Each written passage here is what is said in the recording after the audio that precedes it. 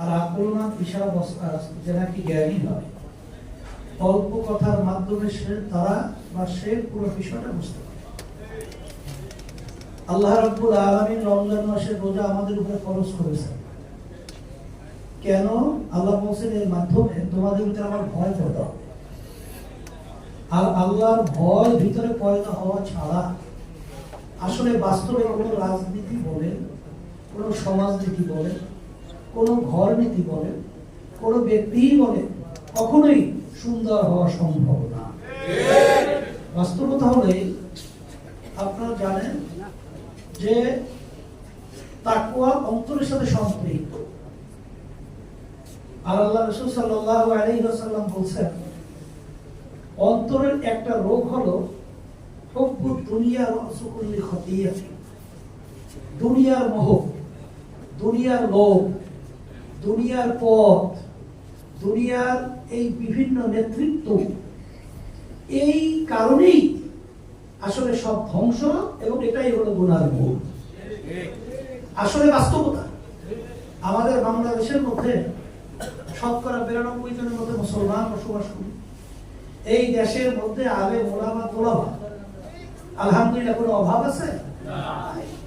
এই দেশের ভিতরে আজানের শব্দে বাচ্চাদের ঘুম ভেঙে যায়, আজানের শব্দে বাচ্চার মায়ের করে ধরে যায়।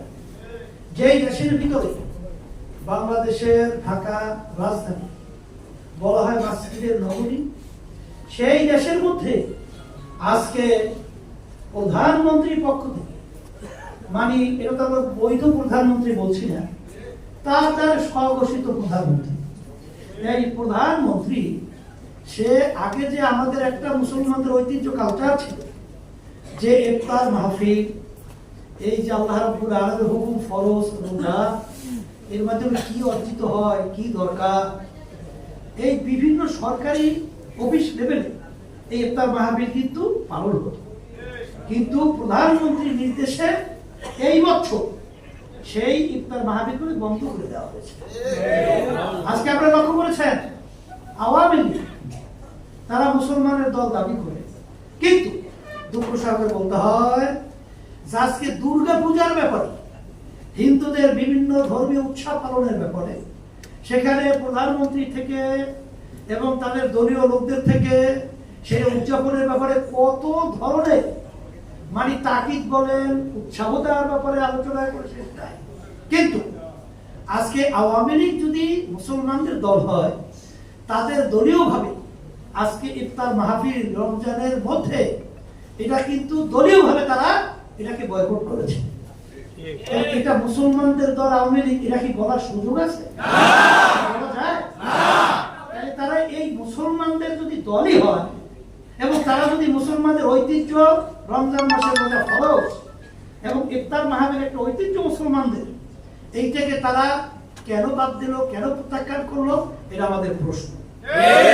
এবার আপনারা লক্ষ্য করেছেন আজকে ইউনিভার্সিটির মধ্যে রমজানরত ইফতারি বসা অবস্থায় সেখানে তাদের উপরে হামলা, তাদের উপরে আক্রমণ এই বাংলাদেশের ভিতরে হচ্ছে। এই যে অবস্থানগুলো চলছে এটা কিন্তু আমাদের মুসলমানদের জন্য এটা অশনীয় একটা সংকেত। এটা কিন্তু আমার বাংলাদেশের ঐতিহ্য এবং বাংলাদেশের স্বাধীনতা, এই বাংলাদেশের ইসলাম মানবতা ধ্বংস করারই একটা বিভিন্ন প্রক্রিয়া কার্যক্রম চলছে। এই অবস্থায় আমরা বসে থাকবো না, এই অবস্থায় আমরা বসে বসে দেখবো না, কখনোই হতে পারে না। আর আপনার বদরের শিক্ষার মাধ্যমে আপনারা জানেন হক বাতিলের পার্থক্য, কোনটা হক কোনটা বাতিল, হকের পক্ষে বাতিলের বিরুদ্ধে 313 জন সাহাবা, শক্তি ছিল কম, অস্ত্র নাই, সেই অবস্থায়ও এত বড় বাতিল, এত বড় শক্তিশালী, তাদের বিরুদ্ধে আল্লাহ জানতে নিয়ে আল্লাহ ভয় ভিতরে পয়দা করে আল্লাহ হাবিবের নির্দেশ মেনে যখন ঝাঁপিয়ে পড়ছিল, এত বড় শক্তি তাদের সামনে সব নাস্ত নাবুদ হয়ে গেছে। ওয়ালা তাহিনু ওয়ালা তাহজানু ওয়া আনতুম আ'লাউনা ইন কুনতুম মুমিনিন, তোমাদের ভয় চিন্তা নাই, তোমরা বিজয় হবে। আল্লাহ বলতেছেন আমাদের মুমিনের চরিত্র অর্জন করতে হবে। এই রমজান মাসে এই ইফতার মাহফিলের পূর্বে আমি আমার ভাইদেরকে, আমরা অনুরোধ করব আল্লাহর ভয় আমরা ভিতরে পয়দা করি এবং ইসলাম দেশ মানবতা রক্ষার জন্য আমরা সবাই ঐক্যবদ্ধ হই, অন্যায় বিরুদ্ধে আমরা সবাই আমাদের সাধ্য শক্তি অনুযায়ী পরামর্শ ভিত্তিক যদি রাস্তায় নামতে পারি, বাতিল যত শক্তিশালী হোক না কেন এ দেশ থেকে পালাতে বাধ্য হবে, আর আল্লাহ হকে বিজয় দান করবে। এইটাই হলো আমাদের রমজান মাসের বদরের শিক্ষা। এবং আপনাদের সবাইকে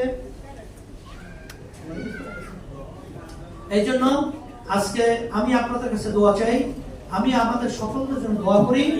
আজকে বাংলাদেশ নিয়ে যে ষড়যন্ত্র চলছে, আল্লাহ যেন এই ষড়যন্ত্রকারীদের নসিবের হেদায়েত দান করুন, নাহলে আপনাদেরকে ধ্বংস করে দেয়। বিশেষ করে আল্লাহ আপনার হকের পক্ষে, ন্যায়ের পক্ষে, আমাদেরকে থেকে দেশের পক্ষে, ইসলামের পক্ষে আমাদের কাজ করার তৌফিক দান করেন এবং সবাইকে ঐক্যবদ্ধভাবে অন্যায় প্রতিবাদে আমরা ঝাঁপিয়ে পড়তে পারি। আমরা নিজের স্বার্থকে, ক্ষমতাকে, নেতৃত্বকে অগ্রাধিকার না দিয়ে ইসলামের পক্ষে, দেশের পক্ষে, মানবতাকে অগ্রাধিকার দিয়ে একাত্রে কাজ করার তৌফিক দান করেন। আলহামদুলিল্লাহি রাব্বিল আলামিন। এখন আমরা সবাই দোয়া করি, ইয়া ওয়াসিয়াল ফাদলি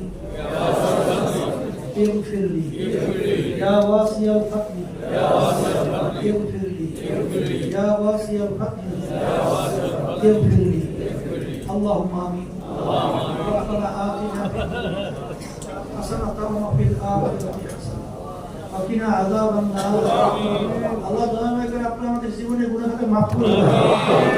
ইয়া আল্লাহ ইফতারি পূর্ণ মুহূর্তে দোয়া কবুল করুন। আল্লাহ দয়া করে আপনি আমাদের জীবনের গুনাহকে maaf করে দেন। আল্লাহ আমাদের জাহান্নাম থেকে আমাদের সবাইকে মুক্তি দান করুন। আল্লাহ আমাদের সবাইকে আপনি বেহেশত নসিব করেন। আল্লাহ জালেমের জুলুম থেকে, হিংসা থেকে, জাদুঘর থেকে, ষড়যন্ত্র থেকে আল্লাহ আপনি আমাদেরকে হেফাজতে রাখেন। আল্লাহ ওদেরকে আপনি ধ্বংস করে দেন। বিশেষ ফিলিস্তিন মুসলমানদেরকে আপনি হেফাজত করেন। আল্লাহ তাদেরকে আপনি বিজয় দান করেন। আমাদের ইসলাম মুসলমানদেরকে আপনি বিজয় দান করেন। আল্লাহ ইসরায়েল জালেমরা ওদের যারা সহযোগিতা করতেছে, আল্লাহ তাদের হেদায়েত দেন, ধ্বংস করে দেন। মুসলমানদের তামাম বিশ্বে আপনি বিজয় দান করেন। আল্লাহ আমাদের ইসলামের পক্ষে, দেশের পক্ষে, মানবতার পক্ষে আল্লাহ আমাদের নিজের স্বার্থ ত্যাগ করে আল্লাহ আমাদের দেশের পক্ষে অন্যায়ের প্রতিবাদে একত্রিত হয়ে কাজ করা তৌফিক দান করেন। সুবহান রাব্বিকা রাব্বিল ইজ্জাতি আম্মা ইয়াসিফুন ওয়া সালামুন আলাল মুরসালিন আলহামদুলিল্লাহি রাব্বিল আলামিন। আসসালামু আলাইকুম।